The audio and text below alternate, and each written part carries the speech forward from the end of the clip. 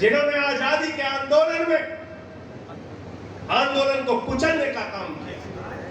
1942 में जब अंग्रेजों को भगाने का आंदोलन चल रहा था, राष्ट्रपिता महात्मा गांधी के नेतृत्व में अंग्रेजों भारत छोड़ो का आंदोलन चल रहा था, करो या मरो का आंदोलन चल रहा था।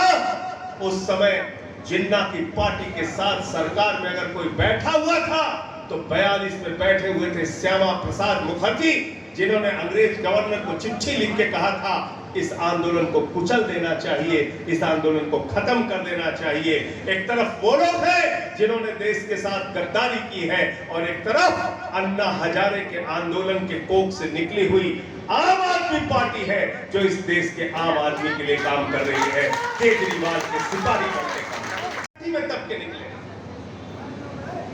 हम कोई राजनीति करने नहीं आए थे, लेकिन जब 2011 में भ्रष्टाचार के खिलाफ अरविंद केजरीवाल ने एक आंदोलन की बुनावट की, अन्ना आंदोलन की बुनावट की, उस आंदोलन में मजदूर भी शामिल हुआ, किसान भी शामिल हुआ, माताएं बहनें भी शामिल हुई।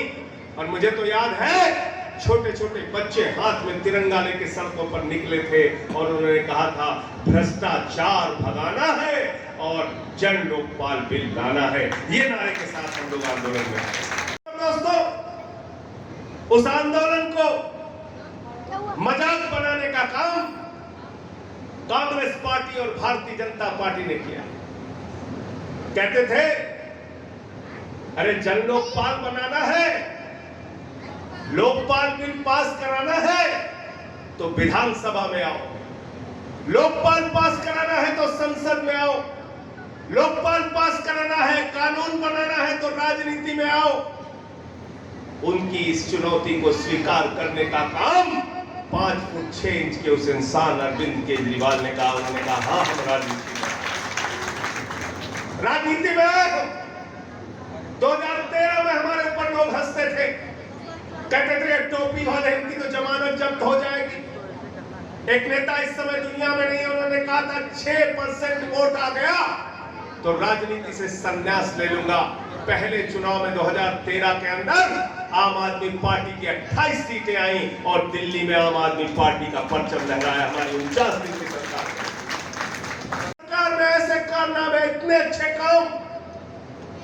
जब दोबारा 2015 में हम चुनाव लड़ रहे थे, 2014 का चुनाव हार चुके थे, प्रधानमंत्री जी आए, अहंकार से लबरेज थे। 14 में झारखंड जीते थे, महाराष्ट्र जीते थे, हरियाणा जीते थे। दिल्ली के रामलीला के मैदान में पहुंचे तो कहने लगे ये केजरीवाल तो नक्सलवादी है, इसको जंगल में भेज देना चाहिए। मैंने कहा मोदी जी ये लोकतंत्र है, जमहूरियत है, डेमोक्रेसी है, यहाँ जनता मालिक होती है।